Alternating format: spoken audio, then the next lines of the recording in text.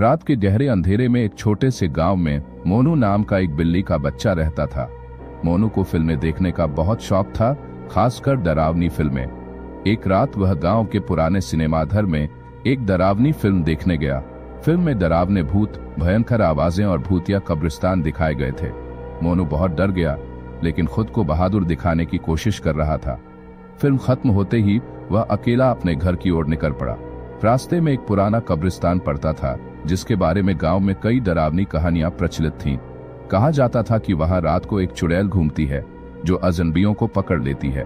मोनू ने हिम्मत जुटाई और कब्रिस्तान के पास से गुजरने लगा। जैसे ही उसने कदम बढ़ाया, अचानक ठंडी हवा चलने लगी। पेड़ों की टहनियां अजीब अजीब तरह से हिलने लगीं और एक डरावनी सरसराहट की आवाज आने लगी। अचानक सामने से एक साया निकला।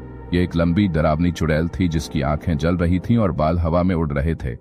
उसने डरावनी आवाज में कहा, रुको, तुम कहां जा रहे हो? मोनू का दिल जोर जोर से धड़कने लगा। उसने कांपती आवाज में कहा, मैं अपने घर जा रहा हूं। चुड़ैल जोर से हंसी और बोली, तुमने अभी जो फिल्म देखी उसमें भी चुड़ैलें थीं ना? क्या तुम सच में नहीं डरते? मोनू हिम्मत जुटाकर बोला, डरता हूं, लेकिन मुझे देर हो रही है, मुझे जाने दो। चुड़ैल धीरे धीरे उसके पास आने लगी। तभी अचानक कहीं से एक और बिल्ली का रोने की आवाज आई।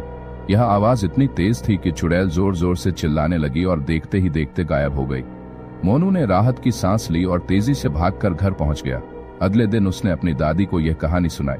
दादी मुस्कुराकर बोली, बेटा, वो चुड़ैल सिर्फ डराने के लिए थी।